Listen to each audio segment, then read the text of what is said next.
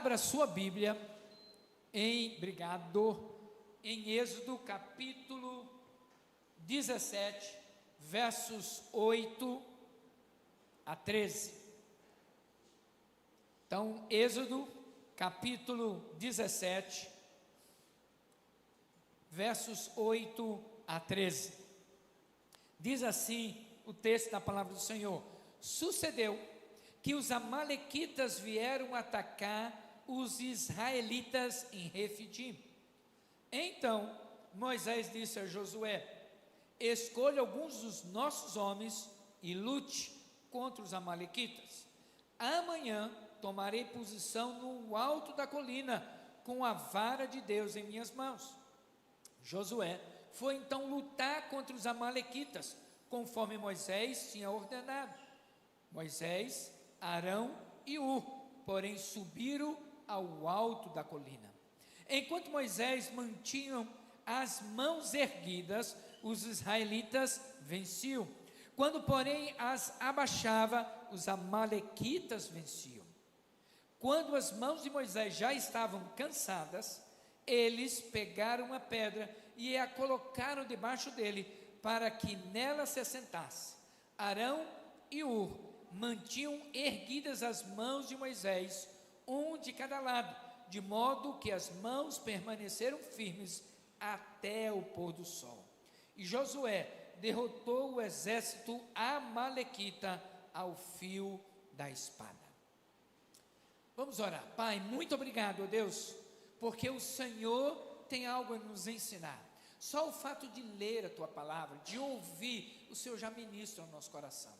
Obrigado pela ceia, obrigado pelas crianças que estão sendo ministradas, obrigado pelo louvor, obrigado pelo momento da oferta, obrigado por cada momento nesse culto, porque é para o Senhor. Nós estamos aqui por causa do Senhor.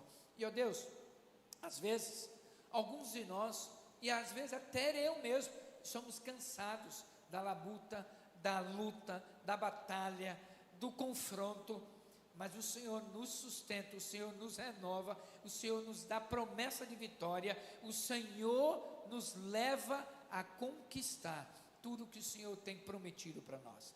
Então nos ensina nesta noite, ó Deus, a como vencer as batalhas da nossa vida, para o louvor da Tua glória, em nome de Jesus, amém, amém. Mãos cansadas, vitória sustentada. É interessante esse texto, meus amados irmãos. Nem toda derrota começa no campo de batalha. Nem toda derrota, ela começa lá. Às vezes, ela já começa quando eu estou cansado, desencorajado, desestimulado, triste, abatido. Às vezes, notícias ruins. Então, às vezes, nem chegou a hora da batalha, eu já me sinto derrotado. Às vezes medo do que o pior pode vir, eu fico pensando, dando tanto espaço, e acaba o ruim vindo e acontecendo. O capítulo 17 de Êxodo, ele não descreve um culto. O capítulo 17 não fala de uma celebração, fala de guerra. Irmãos, eu e você, quando aceitamos a Jesus, bem antes de aceitar Jesus, nós vivíamos em guerra. Só que a nossa guerra, talvez era para vencer a bebida, vencer a pornografia, vencer a mentira, vencer inúmeras coisas. Mas quando a gente aceita o Senhor Jesus, aí a gente passa a lutar com outros desafios. A gente passa a lutar, a manter a mente focada no que a palavra de Deus diz, a investir tempo em oração, porque sem oração não tem vitória permanente.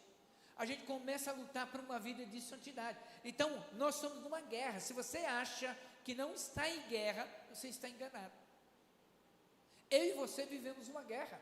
Se não estamos com Cristo, vivemos uma guerra onde o mundo tenta impor o seu código genético de imoralidade, de libertinagem, para que eu e você possamos dizer: isso é normal, isso acontece em todo lugar, que tem. E quando a gente aceita o Senhor, vivemos em guerra, não apenas para discernir mas também entender que isso até me é permitido, mas não vai me fazer bem. Então, o capítulo 17 aqui, ele vai descrevendo uma guerra inesperada. O povo de Israel, eles, se você observar aqui, capítulo 15, é quando eles cantam a vitória, porque o Senhor abriu o mar vermelho, o povo passou a pé enxuto, e aí o exército egípcio tentou capturar de volta o povo hebreu, e foi naufragado ali na água. Então os amalequitas, eles tentam buscar o momento da fragilidade do povo. O povo estava aprendendo. Então capítulo 15 vai mostrando que eles venceram, e aí já começaram a murmurar, reclamar, pedindo por água. Está lá no capítulo 15, versos 22 e diante. Não bastasse isso, capítulo 16 começa o povo reclamando, pedindo comida. Foi porque não havia sepulcro suficiente no Egito, que Moisés, você nos trouxe para cá, e aí Deus proveu codorniz. E de novo, água. No capítulo 17 começa o povo reclamando de novo. E aí o capítulo 17, versículo 8, começa dizendo: então, olha que coisa interessante, a vitória no vale. O povo, é descrito ali que Josué pegou o exército e foi para o vale. Então, como se fosse um buraco ali, no vale, numa guerra. E Moisés, Arão e Ur foi para o monte. A vitória no vale dependia não apenas da espada de Josué na sua mão, mas das mãos levantadas de Moisés lá no monte. Quando as mãos não estão erguidas, o povo nem sempre avança. A possibilidade de cair é muito grande. E é interessante que a gente vai aprender aqui, pelo menos, algumas verdades chaves para a gente vencer a batalha. E a primeira delas é essa: a batalha é real, mesmo quando Deus já prometeu vitória. Irmãos, a gente vai aprendendo que mesmo Deus dando a promessa, não nos isenta de batalhas na vida. Não nos isenta. Olhando no texto aqui, não teve aviso, não teve preparação, não teve explicação. A frase diz: então, ou seja, imediatamente, após o povo ter provisão de água, direção de Deus, surge a batalha dos amalequitas. Sempre vai ter amalequitas para tentar guerrear comigo e com você. Sempre. Para o povo de Israel aqui, eram os amalequitas. No nosso dia a dia, os amalequitas representa aquilo que vem para tentar nos derrubar, destruir, roubar a nossa alegria. Isso quebra uma ilusão da ideia seguinte, que experiências espirituais fortes eliminam conflitos no futuro. O povo de Israel viu o mar vermelho se abrindo. O povo viu Deus derrotando o exército de Faraó e o próprio Faraó. Deus viu o povo de Israel viu o cuidado de Deus com eles. Mesmo tendo essas experiências, não tira, não elimina conflitos no futuro. É interessante, os amalequitas vieram mesmo assim. Por que o povo de Deus ainda enfrenta batalhas depois do Egito? A libertação, a saída do Egito, eles saíram da escravidão. Mas o deserto era o período da formação, do aprendizado. A libertação, meus amados irmãos, tira o povo da escravidão, mas o deserto foi o período para tirar a escravidão de dentro do povo que vivia ali. Vira e mexe, eles murmuravam. Se você estudar a história do povo de Israel, você vai descobrir, não vai ser hoje que a gente vai ver isso, 5 pecados que o povo cometeu no deserto.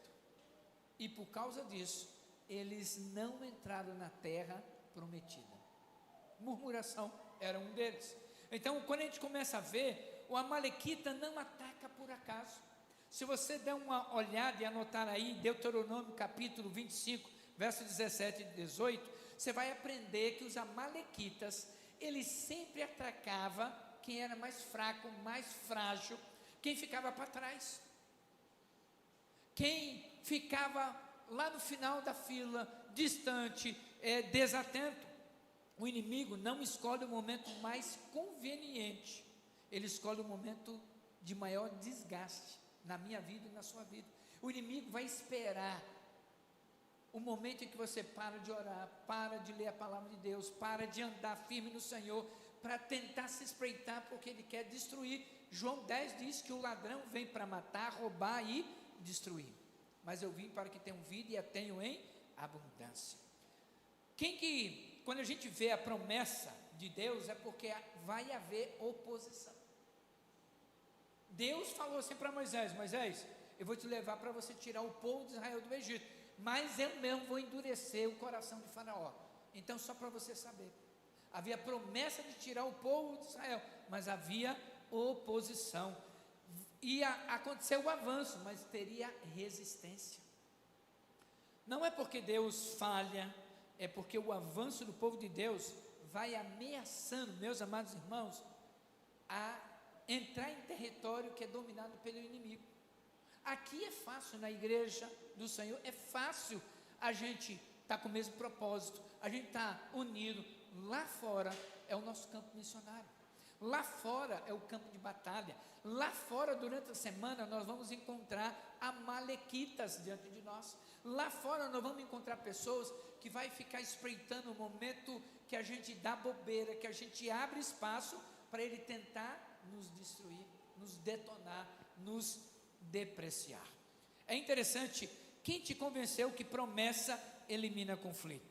Essa é uma mentira perigosa para nós da igreja de hoje. Quando se prega que promessas vai evitar conflitos no futuro, líderes se frustram, crentes se culpam e igrejas se desorganizam. O conflito, ele precisa ser compreendido biblicamente. Você está passando por um conflito, uma luta, o que a Bíblia diz sobre isso? A Bíblia tem mais de 8.000 promessas, irmãos. Eu repito, a Bíblia tem mais de 8.000 promessas. Comece a procurá-las, estudá-las, anotá-las, e você vai ver que cada uma delas tem uma aplicação para a sua vida. Quando você olha para Abraão, houve uma promessa: Abraão, farei de ti uma grande nação. Mas quando ele chegou no capítulo 12, versículo 10 de Gênesis, ele encontrou fome. Então tinha uma promessa, mas não isentou de viver um conflito. Quando Moisés foi chamado, não isentou de uma oposição. Davi tinha unção, mas enfrentou perseguição. Jesus foi aprovado, mas mesmo assim ele enfrentou o deserto. É interessante que a pergunta que eu tenho para fazer para você é: por que o povo de Deus ainda enfrenta batalhas depois de sair do Egito? E a segunda pergunta é: quem te convenceu que promessa elimina conflito? Pelo contrário, a promessa não elimina conflito, mas ele vai te mostrar como que Deus vai te conduzir no meio do conflito. Então não vai espiritualizando demais os conflitos e nem ignorá-lo. Não existe, não existe. Não, isso é espiritual. Não faça isso. As igrejas que negam batalha acabam despreparadas para elas. Irmãos, nós vamos ter batalhas, nós vamos ter lutas, eu e você teremos lutas. Só que maior é aquele que está em nós do que aquele que está no mundo. Ele vai nos capacitar a vencer as batalhas. Se você está enfrentando resistência, isso não é sinal de fracasso, é parte do processo no caminho de crescimento. Deus está tentando trabalhar em você e em mim para a gente crescer, avançar, amadurecer. Essa é a primeira verdade, a primeira chave que a gente tem. A batalha é real, mesmo quando Deus já prometeu vitória. Segunda verdade: a vitória no vale depende do que acontece no monte. Olha o que diz o versículo 11: enquanto Moisés mantinha as mãos erguidas, os israelitas venciam. Porém, quando as abaixava, os amalequitas venciam. Olha que coisa interessante. Enquanto Moisés levantava suas mãos, o povo vencia. Josué estava com seu exército no vale, lá embaixo, na batalha. Moisés, Arão e Ur estavam no monte. E enquanto ele levantava as mãos, o povo de Israel, Josué, na sua liderança, venciam. Mas chegava um momento que ele cansava, ele abaixava as mãos e os amalequitas começavam a prevalecer e avançar. É interessante que aqui a gente vai aprendendo que a batalha não é decidida apenas na estratégia de Josué, não, nem pela força do exército, ela é diretamente afetada quem está talvez até longe ali do confronto direto, lá no monte. O monte não é fuga da realidade. Moisés, Arão não estavam fugindo da realidade, eles não estavam em pecado, eles não estavam em desobediência, eles foram para o monte para orar. Eles sabiam que o monte era a fonte da vitória. É interessante que nem sempre é a espada que prevalece, mas sempre é a presença de Deus.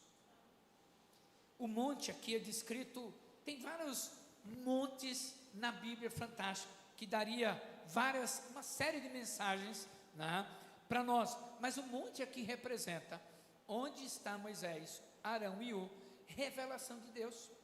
É lá no monte que Deus vai se revelando, aquele tempo que você tira, buscando, Senhor, qual é a tua direção, qual é a tua vontade, mostra, Senhor, não tenho ideia do que fazer num momento como esse. O monte é o lugar da revelação, o monte é o lugar da intercessão, onde a gente começa a clamar por pessoas, por circunstâncias, por situações. O monte é o lugar onde fazemos alinhamento com a vontade de Deus. Deus, a minha vontade é essa, o meu desejo é esse, a possibilidade eu tenho de fazer, mas qual é a tua vontade, Senhor? Monte representa para mim e para você revelação, intercessão e alinhamento com a vontade de Deus. A batalha no vale é consequência direta do alinhamento no monte. Não é ausência de ação, é ação na medida certa. Quando Moisés levantava a mão, o gesto não era mágico, não era o fato dele ter o cajado, que era um amuleto, não era.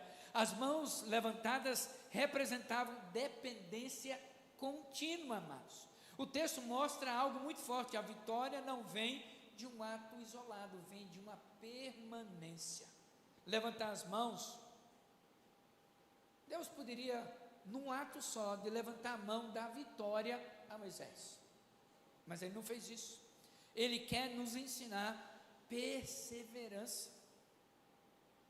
Eu e você, às vezes, enfraquecemos rápido, desistimos rápido. Deus quer nos ensinar que existe uma guerra visível, que está acontecendo no vale, Josué e seu exército, mas existe uma guerra invisível lá no monte, uma guerra espiritual, tentando cegar. Imagina o pastor Djalma sem os óculos aqui, não vai dar, vou ter que aumentar demais a letra aqui. O inimigo quer impedir de você enxergar, discernir, entender, e quando a gente entende fica mais claro. Se eu pedir para apagar a luz, não precisa fazer, mas se eu pedisse para apagar a luz e pedisse, por exemplo, para o Marcelo ler o texto na Bíblia de papel, ia ser complicado. Se eu pedisse para a Nicole ler o texto no celular, aí era mais fácil. Mas se acabar a bateria do celular, não tem jeito também. Quando a gente começa a ver, existe uma guerra invisível, irmãos, que eu e você não vemos. Você pode negar, mas ela continua existindo. Você pode desprezar, mas ela continua agindo. Existe uma batalha gigantesca, e o texto está nos ensinando que a ação aqui nasce da intercessão. Não é o que Moisés ora que Josué luta, é o contrário. Josué luta porque Moisés ora. Quando a igreja inverte isso, sabe o que acontece? Trabalha muito, ora pouco, se desgasta rápido e perde profundidade espiritual. A gente perde a sensibilidade. O monte não reage ao vale, não é aqui que vai reagir pelo que está acontecendo aqui, é o contrário. O vale reage pelo que está acontecendo aqui no invisível. É a vida de oração que ninguém vê, lá você no seu quarto. É o clamor, o choro, ninguém vê, mas existe uma batalha que você está vencendo aqui, no invisível, no monte de Deus, que quando você está no vale, no seu dia a dia, no seu trabalho, as pessoas vão perceber, tem algo diferente aqui. A atmosfera muda, porque a presença do Senhor é real. Verdade que a gente precisa dizer, ministérios ativos sem vida espiritual forte estão em risco.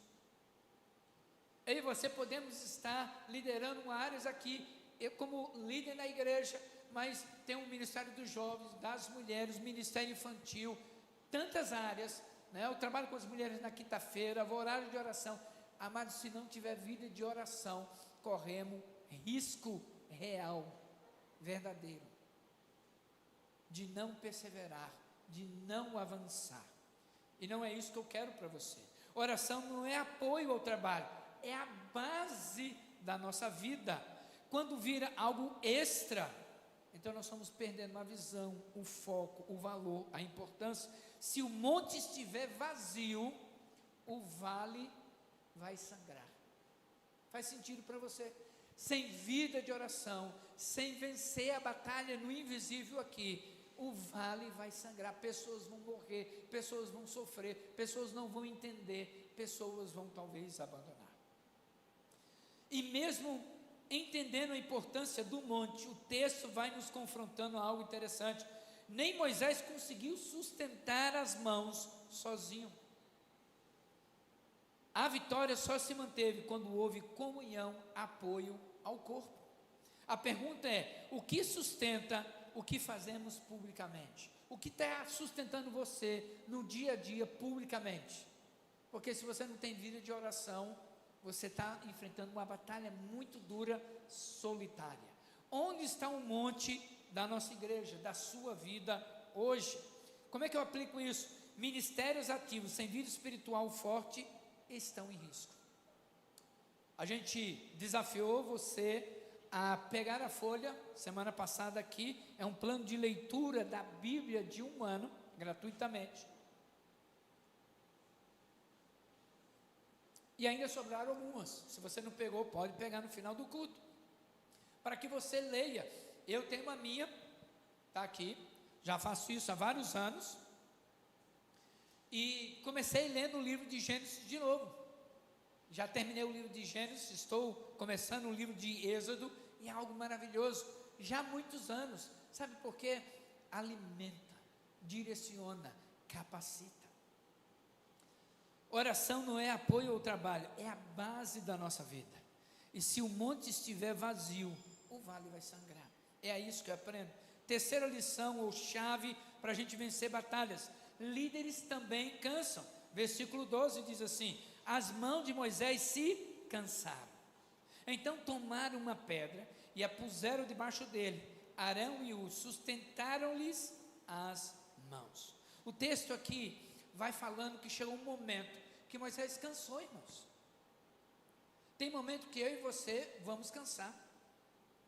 Isso é normal. Fala assim comigo: é normal. Eu me cansar. É normal.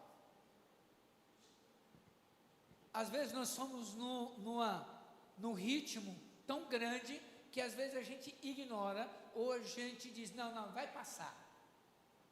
Aqui ele vai falando do limite humano. O texto diz que as mãos de Moisés cansaram. Cansaram não é pecado, é uma condição humana. É uma condição humana. Moisés não estava em pecado, não estava distraído, não estava desobediente. Moisés estava cansado. Isso vai nos ensinando que cansaço não é falta de fé, não é limite com fracasso. O fato de eu aprender o meu limite, eu vou aprendendo, e eu vou evitando um desgaste desnatural. Deus poderia ter sustentado as mãos de Moisés sozinho, sem precisar de ninguém, mas ele escolheu não fazer isso sozinho. Por quê? Porque Deus quer que a gente sinta o apoio, o sustento de outras pessoas. O corpo aprende a carregar o peso junto. Se eu pedir para a Suênia carregar a mesa do jeito que está, sozinha, provavelmente ela não vai conseguir. Não porque ela não tem competência, capacidade, é porque a mesa é maior e do jeito que ela está, provavelmente vai derrubar. Mas se eu falar, Rodrigo, você e a Suênia podem pegar a mesa e transportar lá para fora, para eles vai ser fácil. Eu e você precisamos de pessoas como U e Arão na nossa caminhada de vida cristã. E eu vou aprendendo que a vitória não parou quando Moisés cansou, irmãos. Não parou. Isso é crucial. A batalha não terminou quando o líder atingiu o seu limite ou chegou ao esgotamento. Ela só corre o risco se o cansaço for ignorado, se o meu limite for ignorado. O problema não é cansar, é insistir em caminhar sozinho. Eu e você, se insistirmos em caminhar sozinho, nós vamos nos isolar, nós vamos nos enfraquecer, e aí o inimigo, a Amalequita, vem para nos derrubar. Sustentar é tão espiritual quanto liderar. Arão e Ur não disseram uma palavra lá no monte. Arão e Ur, eles não tentaram ocupar o lugar de Moisés. É interessante que a gente vai aprendendo que quem sustenta também vence. Arão e Ur, junto com Moisés, venceram a batalha. A gente aprende que quem apoia também participa da conquista. Quando eu apoio meu irmão, minha irmã, eu também participo da vitória, da conquista que ele teve. Quem permanece nos bastidores também escreve a história. Quando Arão e Ur chegaram com Moisés lá embaixo na vitória, eles não tiveram destaque. Eles não disseram, conseguiu por causa de nós. Não, eles não esperaram o reconhecimento. A Bíblia honra os que levantam mãos cansadas, não apenas os que levantam as bandeiras. A pedra aqui, ela tem uma espiritualidade com estrutura. Eles colocaram uma pedra para Moisés sentar. O que isso nos ensina? Que às vezes a gente diz, tenha mais fé, vou orar por você. Isso é bom, faz parte, mas eu não posso parar aí, eu preciso agir. Eles arranjaram algo para ele sentar porque ele estava cansado, mas não apenas colocaram uma pedra, cada um de cada lado sustentou o braço de Moisés, e não foi um pouquinho não, irmãos, foi bastante. Eles participaram tanto quanto. O chamado sem cuidado gera abandono. Então eu e você fazemos parte. De novo, na guerra que eu e você estamos, não tem como ficar ausente, fora. Eu e você somos numa guerra. O que o inimigo quer é que você fique fraco, para ele devorar e enfraquecer ainda mais você. Ninguém foi chamado para sustentar a obra de Deus sozinho. Isso é isolamento, não é missão. Não, deixa comigo que eu dou conta. Não, ninguém aqui é super-homem ou uma super-mulher para fazer sozinho. Deus usa pessoas no seu corpo para avançar. Quando líderes não são sustentados, o povo sofre no vale. E eu não estou dizendo só sobre a minha pessoa como pastor, mas todo líder ele precisa de apoio, de suporte, senão todo grupo sofre, sangra, perde no vale. Cuidar de quem lidera é estratégia espiritual, não gentileza. A negligência é cara demais. Se a gente negligenciar, o preço é alto para mim e para você. Aí algumas perguntas que vêm para nós quem disse que líderes não cansam? O que acontece quando o líder finge que é forte, ou que está forte? Vai ter momentos, irmãos, que a gente não está bem, e a gente precisa abrir o coração, só que eu sei que às vezes a gente tem um medo, não, e se eu abrir o meu coração, uma pessoa não me entende, o que é que vai pensar de mim? Nós precisamos ser aprovados por Deus.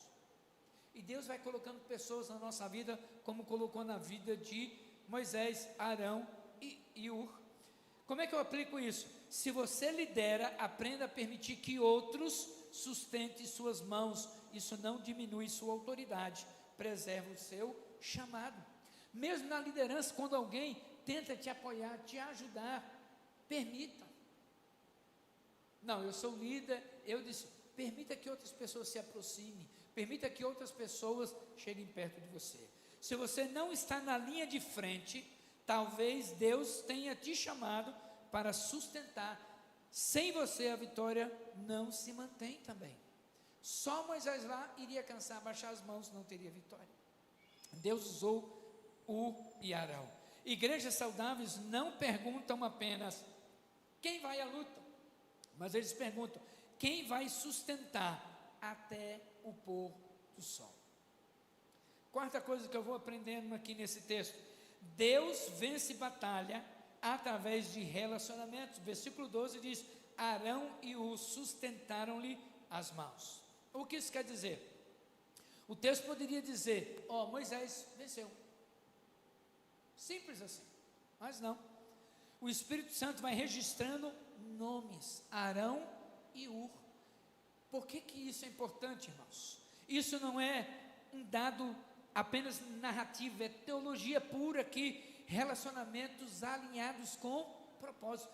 Deus usa pessoas, Deus coloca pessoas na nossa vida. Deus colocou Moisés, ele tinha a vara, Josué tinha a espada, mas Arão e Hur tinha discernimento relacional.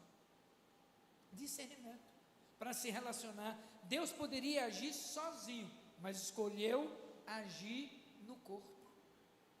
Isso vai mostrando que eu e você precisamos tanto de cuidar de pessoas, mas também permitir que outros cuidem da gente.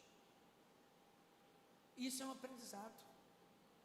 Nós precisamos cuidar de pessoas, mas também permitir que outros cuidem da gente. Não é cuidar da nossa vida, faz isso, faz aquilo. Não, é a gente aprender a compartilhar a vida cristã.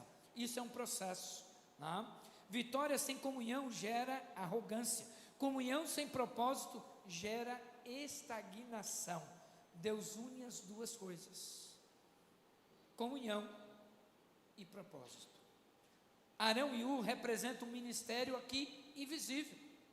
De novo, eles não falaram nada, eles não tiveram reconhecimento, eles não tomaram o espaço de Moisés, não apareceram no final como heróis, eles simplesmente sustentaram. Isso exige o quê? Sensibilidade para perceber o cansaço do outro. Posso te ajudar? Posso caminhar com você? Humildade para não disputar o centro. Irmãos, Deus está vendo quem faz, quem nós somos, a nossa motivação. Ele precisa ver. Fidelidade para permanecer até o fim do dia. Deus espera de mim, de você, que a gente persevere, que a gente fique firme até o final. Sustentar é permanecer quando não há reconhecimento. Puxa, ninguém vai bater aqui e dizer: Djalma, muito bem. Ninguém vai dizer: puxa vida, a mesa da ceia cada vez está mais bonita, que o grupo de louvor cada vez está mais abençoado. Se isso não for falado, às vezes a gente fica esperando o elogio, o reconhecimento. Faça sem esperar isso, porque a gente está fazendo para Deus. Eu agradeço, vejo a eficiência hoje do Rodrigo, quando ele começou, bem devagar, muita informação. Hoje eu estou falando, ele já está lá conectado. Por quê? Ele foi pegando a oportunidade, foi aprendendo e foi crescendo. E logo, logo vai ensinar a outros também, em nome de Jesus. O reino não funciona, irmãos, quando relações falham, líderes se isolam, ministérios adoecem, a vitória se torna instável. Quem você é nesse texto? Moisés, o que carrega a responsabilidade do peso, mas não precisa admitir limites. Ou você é Arão e Hur, os que sustentam, sem palco, sem discurso, sem eles a obra também para. Ou ninguém, que assiste a batalha, opina no vale, mas nunca sobe o monte. Neutralidade não existe em guerra espiritual. Hoje você tem que responder para você mesmo: você está como Moisés?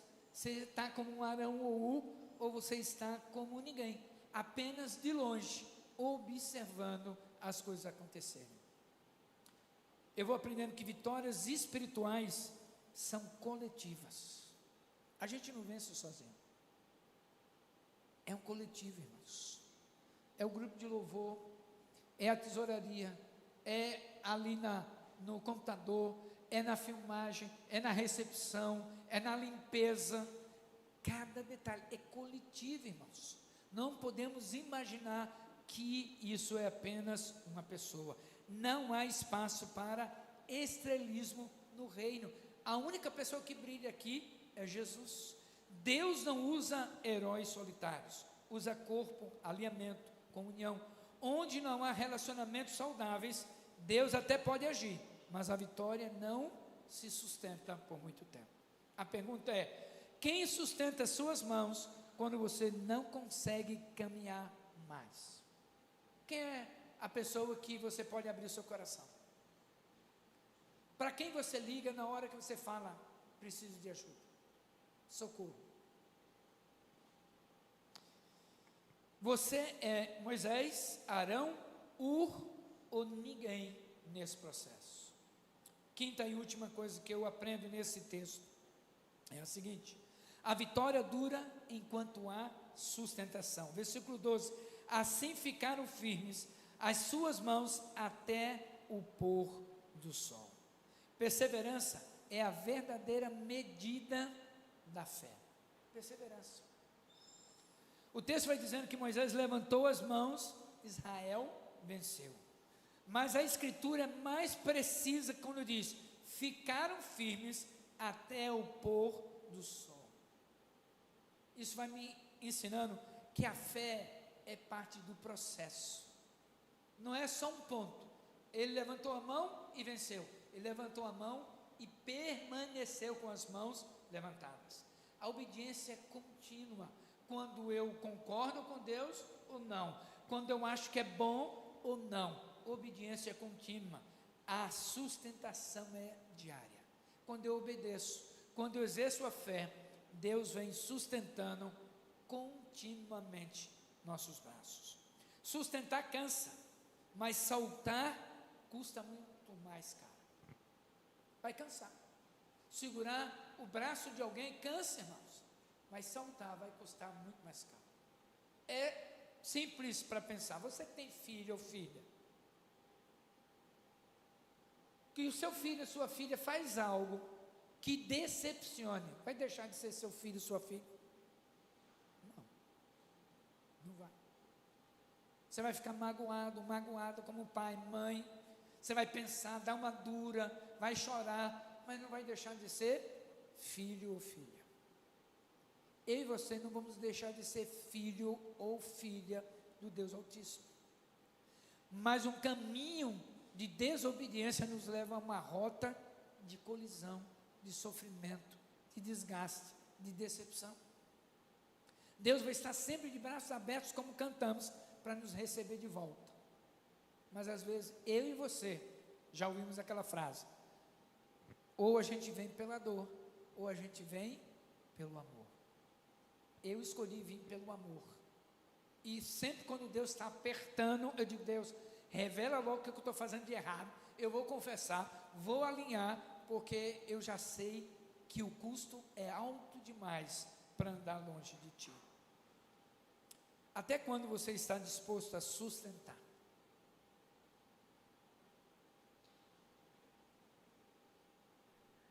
O dia às vezes é longo, o reconhecimento não vem.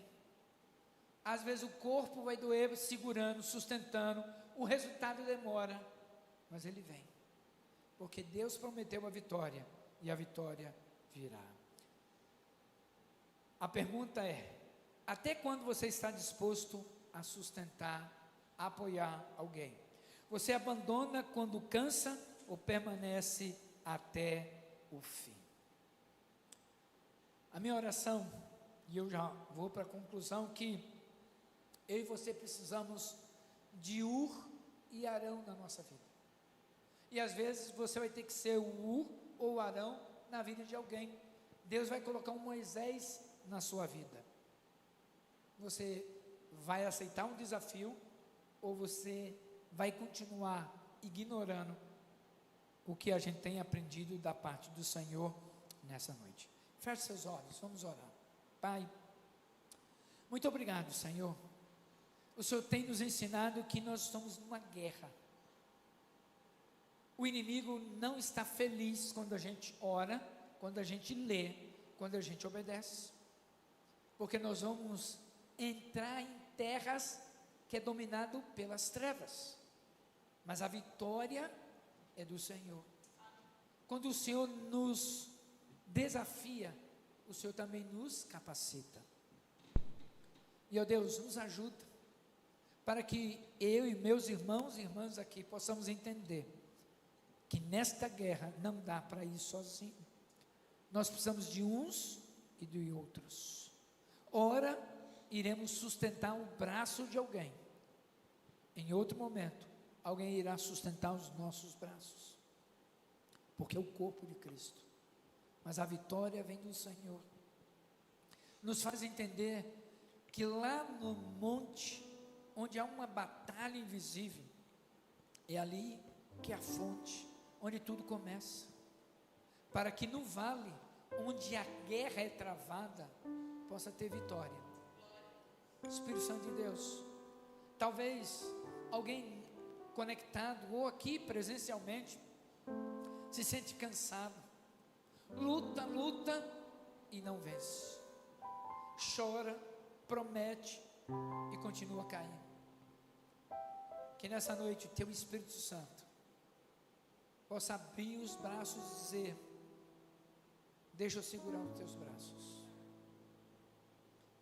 deixa eu te sustentar, para que você possa experimentar as maiores vitórias sobre as batalhas da sua vida. Espírito Santo de Deus, só o Senhor tem poder para nos convencer, só o Senhor tem poder para fazermos viver, experimentar as experiências mais incríveis da nossa vida.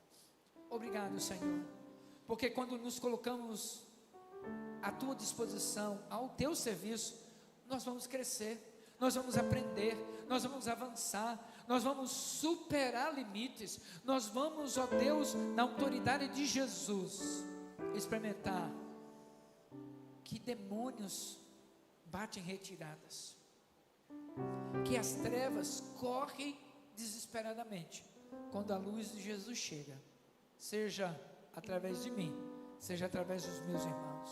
Espírito Santo de Deus, que a gente aprenda a pedir ajuda, a buscar um Arão, mas também que a gente seja como Moisés, aquele que lidera e permite que outros sustente, para que todos tenham a vitória.